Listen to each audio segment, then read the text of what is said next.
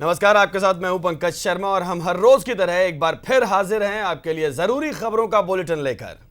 सुप्रभात, आपके साथ मैं हूं मोनिका सिंह। आज खबरों में क्या है खास ये तो आपको बताएंगे ही, लेकिन साथ ही साथ आपको देंगे एक हेल्थ मंत्र और एक इंटरेस्टिंग फैक्ट भी बताएंगे। तो चलिए शुरुआत करते हैं सवेरे वाली पहली खबर से।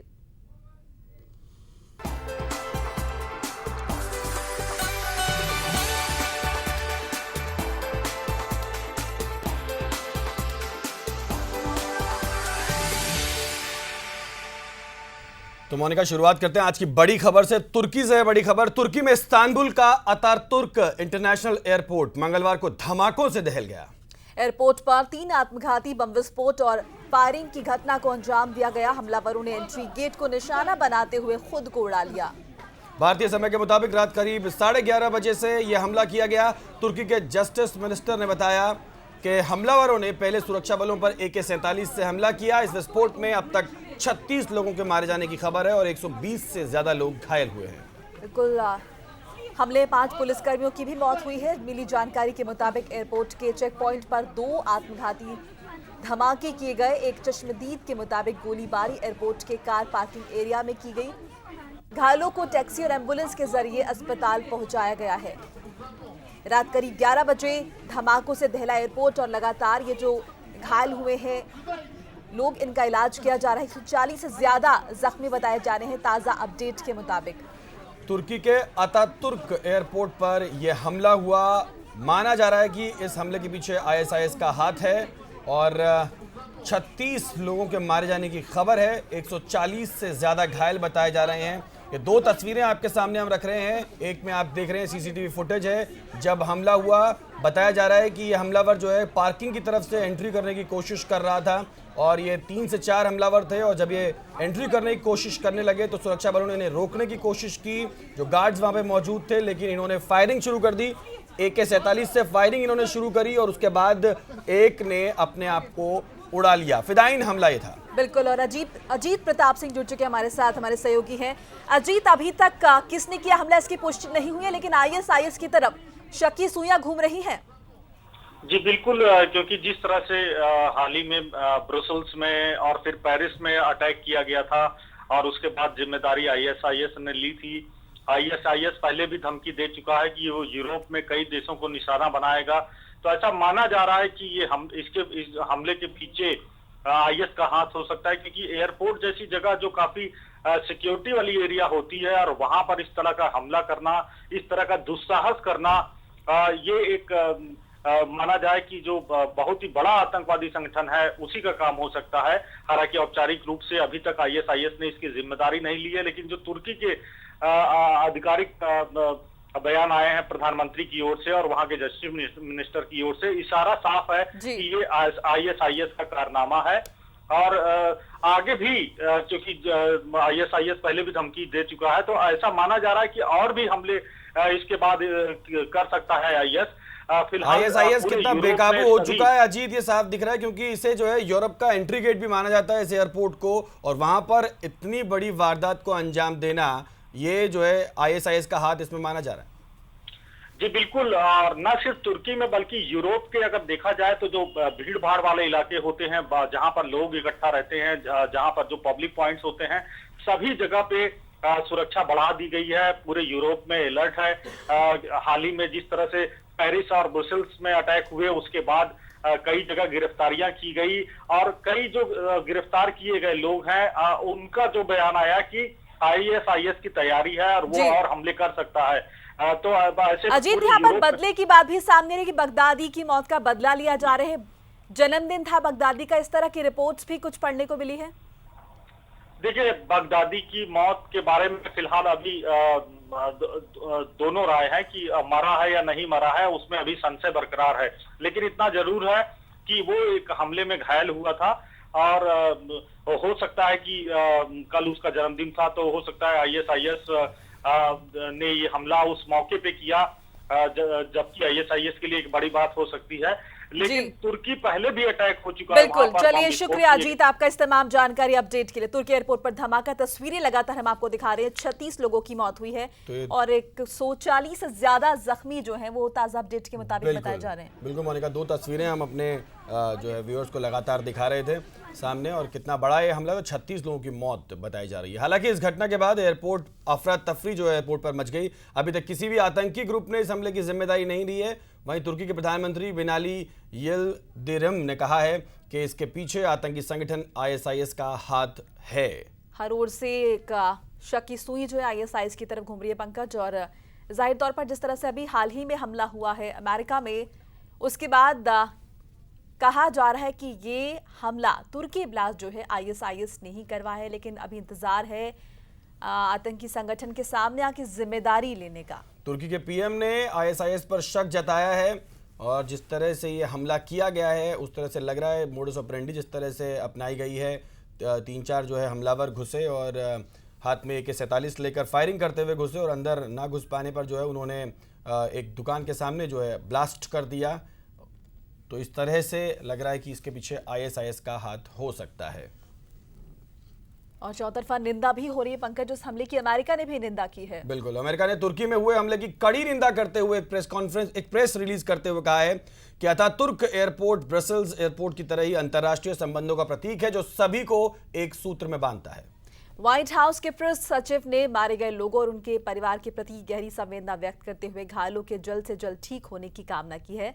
अमेरिका ने कहा कि वो अपने सभी सहयोगियों के साथ है, सभी सहयोगियों संग तुर्की के साथ है। बिल्कुल, अमेरिका ने एक बार फिर जो है आतंक के खिलाफ अपनी बात को दोहराया है और कहा है कि मुश्किल की घड़ी में हम सबके साथ हैं। मुश्किल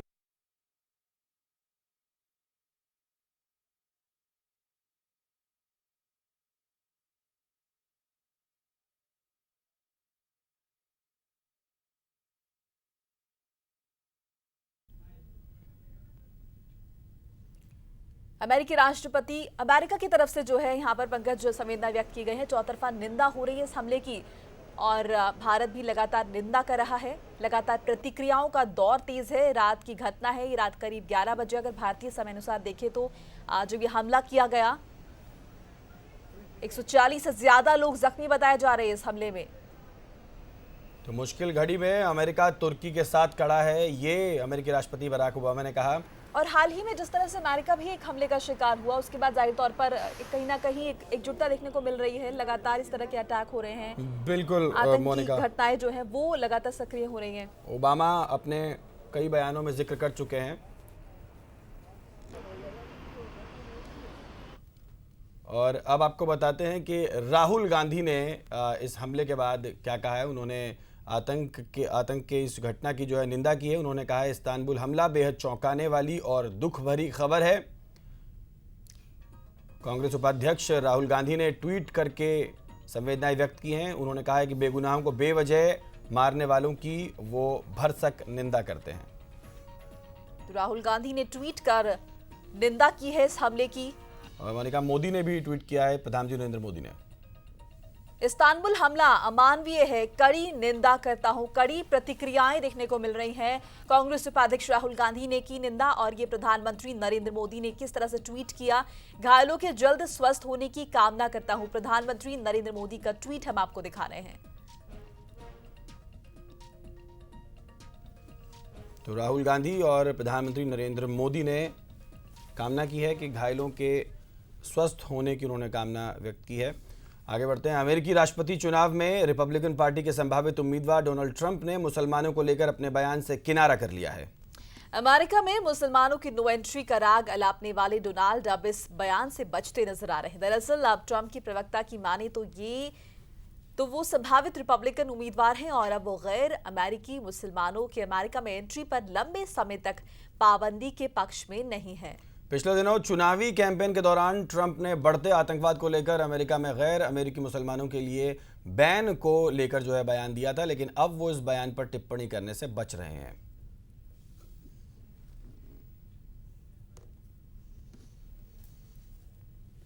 और अब कुछ अच्छी खबर की बात कर लेते हैं। बिल्कुल, खुशखबरी है और ये खुशखबरी आज मोदी सरकार अच्छे दिन की खुशखबरी देने वाली है। जी हाँ, आज सबकी निगाहें प्रधानमंत्री नरेंद्र मोदी की अध्यक्षता में मंत्रिमंडल की बैठक पर टिकी होंगी, जिसमें सरकार 7वें वेतन आयोग की सिफारिशें लागू कर सकती है। तो बल्ले बल्ले हो सकती है। अगर ऐसा हुआ तो सीधा असर करीब 1 करोड़ केंद्रीय कर्मचारियों और रिटायर हो चुके लोगों के पेंशन पर पड़ेगा। जस्टिस माथुर की अध्यक्षता में गठित 7वें वेतन आयोग ने पिछले साल नवंबर में वित्त मंत्री अरुण जेटली को रिपोर्ट सौंपी थी। दरअसल सरकार ने इसके लिए जनवरी में ही हाई पार्ट पैनल बना दिया था। इस पैनल को 7वें वेतन आयोग के सुझावों को लागू करवाना है। अगर 7वां वेतन आयोग लागू होता है तो इससे 47 लाख कर्मचारियों और 52 लाख पेंशनर्स को फायदा होगा। नए पे स्केल लागू होने के बाद एक अनुमान के तौर पर सरकार के ऊपर 1 करोड़ 2 लाख रुपए का अतिरिक्त बोझ पड़ेगा। वेतन में सालाना 3% की वृद्धि की भी सिफारिश की गई है। 7वें वेतन आयोग की सिफारिशों के मुताबिक वेतन भत्तों और पेंशन में कुल मिलाकर 23.55% की बढ़ोतरी की जाए। इस आधार पर केंद्र सरकार ने शुरुआती मूल वेतन 7,000 रुपए के बजाय 18,000 रुपए हो, ऐसा ये मान रखा गया है। इसी तरह सबसे ज्यादा सैलरी पाने वाले यानी कैबिनेट सचिव की तनख्वाह 90,000 रुपए की बजाय 2.5 लाख रुपए हो। तनख्वाह में बढ़ोतरी इस साल 1 जनवरी से लागू हो सकती है। आपको बता दें कि 70 साल के वेतन आयोग ने वेतन में सबसे कम बढ़ोतरी की सिफारिश की है। वेतन आयोग ने इस बार जो है 14.27% मूल वेतन में बढ़ोतरी की सिफारिश की है, जबकि छठे वेतन आयोग में 20% मूल वेतन की सिफारिश की गई थी। 2008 में इसे लागू करते समय तत्कालीन यूपीए सरकार ने दोगुनी बढ़ोतरी कर दी थी।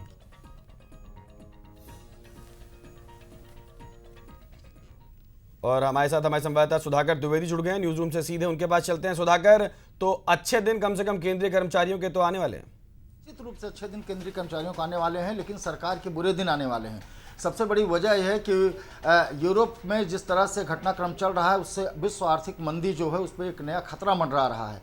गवर्नमेंट ऑफ इंडिया के सामने सबसे बड़ी चुनौती ये है कि किस तरह से इतना भारी भरकम रकम वो किस तरह से बर्दाश्त करेगी, इसको कहाँ से इंतजाम करेगी।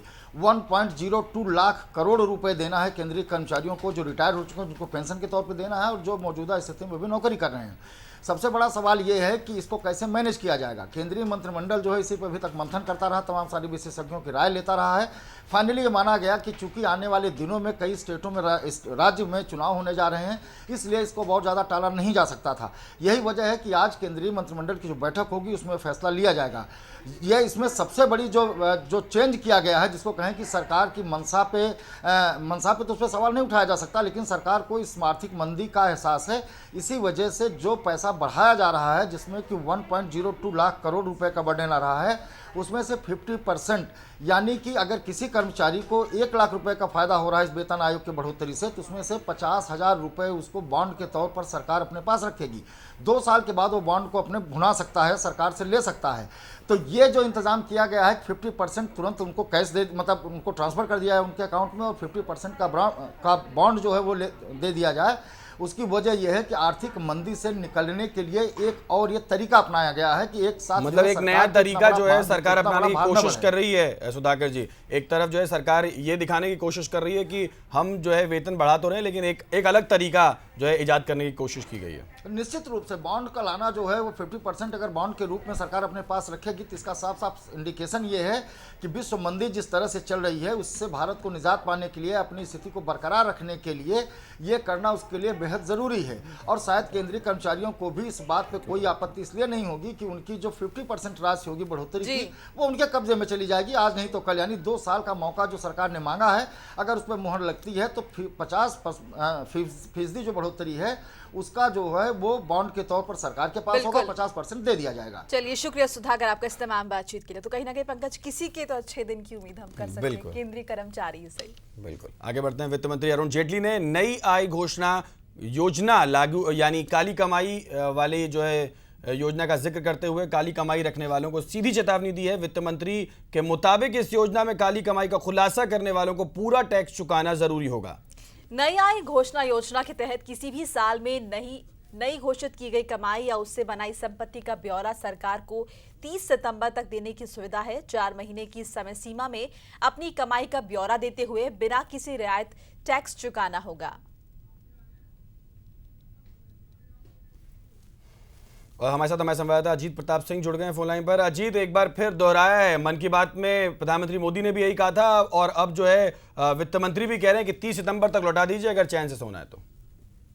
इस स्कीम का अनाउंसमेंट बजट में किया गया था और वक्त दिया गया था उन लोगों को जिनके पास काले धन है और एक तरह से मौका दिया गया है कि 30 सितंबर तक लोग अपने काले धन को टैक्स देकर उसे सही आमदनी बना सकते हैं। अन्यथा जिस तरह से चेतावनी प्रधानमंत्री नरेंद्र मोदी ने मन की बात के जरिए की थी और कल वित्त मंत्री ने उसे दोहराया है, सरकार की एक योजना है कि यदि 30 सितंबर तक लोगों के पास काले धन जो हैं उनको डिस्क्लोज नहीं किया गया, उस पर टैक्स नहीं चुकाया गया, तो उसके बाद सरकार एक बड़ी कार्रवाई कर सकती है। बिल्कुल अजीत, डेडलाइन जो है एक बार फिर दोहराई गई है और 30 सितंबर तक का समय दिया गया है। अगर काला धन है तो उसे घोषित करें और आप पर कानूनी कार्रवाई नहीं होगी। और अगली खबर जो है सलमान खान से जुड़ी है मोनिका। बिल्कुल सलमान, आज उनकी पेशी है। महिला रेप संबंधित बयान देकर फंसे बॉलीवुड एक्टर सलमान खान आज महिला आयोग के सामने, महाराष्ट्र महिला आयोग के सामने पेश हो सकते हैं। फिल्म सुल्तान के लिए रखी गई प्रेस कॉन के दौरान सलमान खान ने रेप पीड़िताओं से जुड़ा बयान दिया था, जिसके बाद उनकी चौतरफा आलोचना हुई थी और सलमान से इस बयान को लेकर माफी की मांग की गई थी। हालांकि उनके पिता सलीम खान ने कहा था कि उनका बयान तो गलत था, लेकिन सलमान की मंशा गलत नहीं थी। इन सबके बीच आज सलमान को महिला आयोग के सामने पेश होना होगा। दोपहर में होगी हाजिरी। बिल्कुल, रेप संबंधी बयान दिया था और कहा था उन्होंने, ये कहा था सलमान ने कि जब वो शूटिंग के बाद फ्री होते थे तो उन्हें ऐसा लगता था जैसे कि वो कोई रेप पीड़ित हो। बहुत ही गैर जिम्मेदाराना बयान था। आगे बढ़ते हैं। दिल्ली के सीमापुरी से 6 साल पहले लापता एक बच्चा बांग्लादेश में मिला है। खुद विदेश मंत्री सुषमा स्वराज ने ट्वीट कर परिवार से डीएनए मैच होने की खबर दी है। अब दिल्ली के सोनू को 30 जून को घर लाया जाएगा। 6 साल से लापता बच्चे के लौटने की खुशी उसके माता पिता के चेहरे पर साफ दिखाई दे रही है। आपको बताएं कि दिल्ली की सीमापुरी की रहने वाली मुमताज और महमूद का बेटा सोनू 2010 में अचानक घर के पास से गायब हो गया था, मगर 6 साल बाद सोनू के बांग्लादेश में होने की खबर ने पूरे परिवार को ईद से पहले ही ईदी का तोहफा दिया। सोनू अब 12 साल का हो चुका है। परिवार अपने नन्हे लाल को बड़ा होते तो नहीं देख पाया, लेकिन अब वो इतने साल बाद उसे देखने को पूरा परिवार बेताब है। सोनू के पिता के मुताबिक एक महिला से झगड़े के बाद उनका बेटा गायब हो गया था। खुद विदेश मंत्री सुषमा स्वराज ने सोनू के बारे में ट्वीट कर लिखा कि दिल्ली से गायब हुआ सोनू बांग्लादेश के शेल्टर होम में मिला है और हमने उसके और उसकी मां के डीएनए को मिलाकर देखा है, परिणाम सकारात्मक रहे हैं। अब विदेश मंत्रालय सोनू को कल बांग्लादेश से वतन लाने की तैयारी में जुटा है।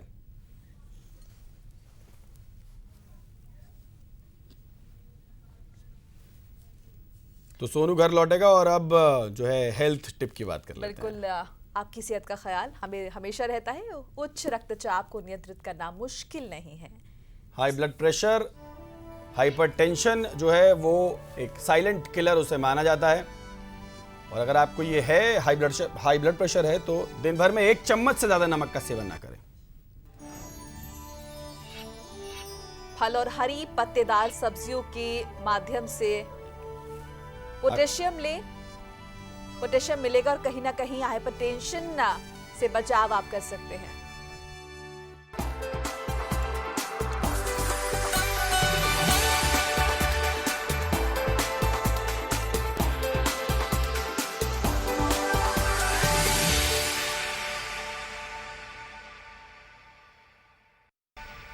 ब्रेक के बाद सवेरे वाली खबर में आपका स्वागत है।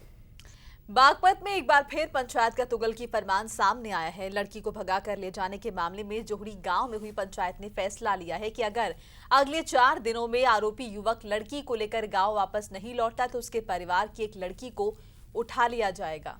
पंचों ने फैसला सुनाते हुए कहा कि लड़की के बदले लड़की, आरोपी अगर नहीं आता तो उसकी बहन के साथ बुरा व्यवहार किया जाएगा। आपको बता दें कि बीते कुछ दिन पहले गांव के ही एक युवक के साथ लड़की प्रेम प्रसंग के चलते गांव से चली गई थी। और हमारे साथ संवाददाता विश्वजीत जुड़ गए हैं फोन लाइन पर। विश्वजीत, एक तुगलकी फरमान पंचायत की तरफ से सुनाया गया है। देखिए, बागपत की जो पंचायतें हैं वो अपने तुगलकी फरमानों को लेकर, विवादास्पद को लेकर हमेशा चर्चाओं में रहती है। ताजा मामला बिनौली थाना क्षेत्र के जोहड़ी गांव का है, जहां एक लड़की के चले जाने के मामले में पंचायत हुई है। पंचायत में जो पीड़ित परिवार है उसने फरमान सुनाया है कि जो लड़की आरोपी है, आरोपी के घर से वो किसी लड़की को उठा लेंगे, क्योंकि लड़की के बदले लड़की, अगर उनकी लड़की 4 दिन में वापस नहीं आती तो जो पीड़ित आरोपी है उसकी बहन को या उसके परिवार से किसी लड़की को उठा लिया जाएगा और उसके साथ बुरा व्यवहार किया जाएगा। और चलिए, शुक्रिया विश्वजीत आपका इस बातचीत के लिए। और यहाँ पर बड़ी बात यह है कि कानून का किसी भी तरह का कंट्रोल देखने को नहीं मिलता, इस तरह के तुगल की फरमान आए दिन सामने आते हैं। बिल्कुल। अगली खबर बढ़ते हैं। खबर बिहार के गया से है। 25 मई को डुमरिया में एजेपी के प्रखंड अध्यक्ष सुदेश पासवान की हत्या कर दी गई थी। हत्या के खिलाफ डुमरिया थाना में एफआईआर करवाई गई थी, लेकिन काफी दिन बीत जाने के बाद भी नामजद अभियुक्तों की गिरफ्तारी नहीं हुई है। गिरफ्तारी की मांग को लेकर आज गया के अंबेडकर पार्क में सुदेश पासवान की पत्नी पूर्व मुखिया मायादेवी और सुनील पासवान की पत्नी अनशन पर बैठे हैं। इनके साथ लोजपा के सैकड़ों, एलजेपी के सैकड़ों कार्यकर्ता भी बैठे हैं और हत्यारों की जल्द गिरफ्तारी की मांग की जा रही है। दिल्ली पुलिस ने 5 स्टार होटल में कुक रहे एक युवक को माता के मंदिर से लाखों की कीमत का हार और मुकुट चोरी करने के आरोप में गिरफ्तार किया है। दरअसल पुलिस को 23 जून की देर शाम मंदिर की तरफ से सूचना मिली थी कि न्यू फ्रेंड्स कॉलोनी के गुफा वाला माता के मंदिर से माता का हार और मुकुट चोरी हो गया है। पुलिस की टीम ने छानबीन शुरू की। सीसीटीवी फुटेज को देखने के बाद पुलिस को आरोपी का पता चला। आरोपी की पहचान डेविड प्रधान के रूप में हुई है, जो कि पुलिस की गिरफ्त में आ चुका है। अब गुजरात के सूरत शहर के डायमंड सिटी में गुंडे बेखौफ हो चुके हैं। इसका एक नजारा टेक्सटाइल मार्केट इलाके में स्थित तब देखने को मिला जब बेखौफ गुंडे हाथों में हॉकी डंडे लेकर पहुंचे और कॉम्प्लेक्स के सुरक्षा गार्डों को मारने लगे। इस बीच बचाव करने आए व्यापारियों को भी नहीं बख्शा गया। हालांकि तस्वीरें कॉम्प्लेक्स में लगे सीसीटीवी कैमरे में कैद हो गई। आगरा में एक बार फिर से शराब के नशे में धुत शराबी पर्यटकों ने ताजमहल की सुरक्षा में सेंध लगाते हुए ताजमहल के पश्चिमी गेट को तोड़ते हुए अपनी गाड़ी को अंदर वो ले जा पाए। दिल्ली के रहने वाले 4 पर्यटकों में 2 लड़के और 2 लड़कियां ताजमहल के प्रतिबंधित क्षेत्र में शराब के नशे में धुत होकर गाड़ी के साथ बैरियर तोड़ते हुए अंदर प्रवेश कर गए। हालांकि पुलिसकर्मियों के रोकने पर चारों पर्यटकों ने ताज सुरक्षा के सिपाहियों को जमकर पीटना शुरू कर दिया। इस दौरान एक लड़की ने पूरी ताज सुरक्षा को धत्ता बताते हुए पुलिसकर्मियों को प्रधानमंत्री नरेंद्र मोदी की धमकी देते हुए जमकर गाली गलौज की। झारखंड के बरखट्टा से बीजेपी विधायक जानकी यादव के खिलाफ कोर्ट में परिवारवाद पत्र दायर करने वाली महिला नेता प्रमिला देवी ने आज अपनी जान को खतरा बताया है।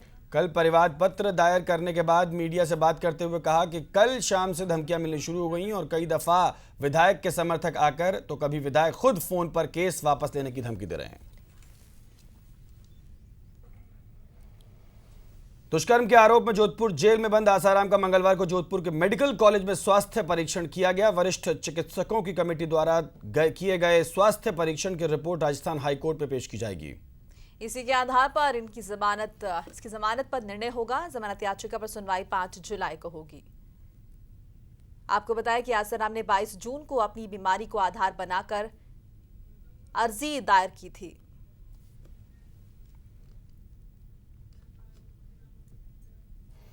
प्रधानमंत्री नरेंद्र मोदी द्वारा शुरू किए गए स्वच्छ भारत अभियान को सफल बनाने को लेकर उत्कल संगीत महाविद्यालय के एक छात्र साईराम ने अनोखा अभियान शुरू किया है।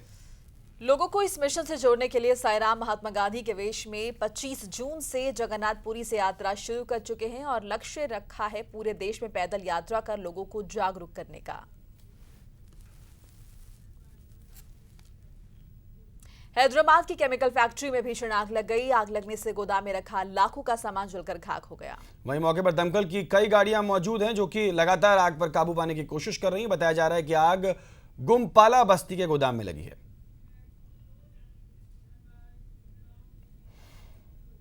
उत्तर प्रदेश के इलाहाबाद में देश का पहला व्हील चेयर क्रिकेट टूर्नामेंट हो रहा है। इस दौरान मैदान पर हौसलों की उड़ान दिखाई दे रही है। दिव्यांगों ने चौको छक्कों की बरसात की है।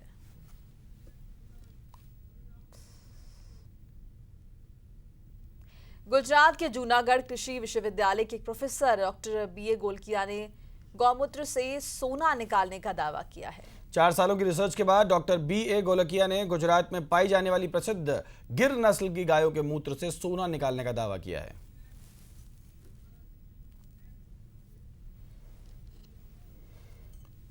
तो गुजरात के वैज्ञानिकों ने गौमूत्र से सोना निकालने की बात की है। और हम एक अहम जानकारी दर्शकों को दे देते हैं। एक अहम जानकारी, क्या आप जानते हैं कि आपको पता है कि दुनिया में कितनी तरह के पेड़ पाए जाते हैं? 23,000 तरह के पेड़ पाए जाते हैं मोनिका, लेकिन हमारे देश का राष्ट्रीय पेड़ बरगद है। तो अपनी इस मुहिम की एक तस्वीर आप हमें भी भेजिए, हमारे फेसबुक पेज पर पोस्ट करें अपनी तस्वीर पेड़ लगाते हुए और हम उसे अपने प्रोग्राम में शामिल करेंगे और अगर कोशिश हो तो बरगद का पेड़ लगाएं। बिल्कुल। साथ ही साथ हम ये उम्मीद करते हैं कि इस मॉनसून आप हर हफ्ते कम से कम एक पेड़ जरूर लगाएंगे। इसी उम्मीद के साथ हम आपसे इजाजत भी लेते हैं और कल फिर मिलेंगे आपसे इसी वक्त। तब तक के लिए दीजिए इजाजत। नमस्कार। नमस्कार।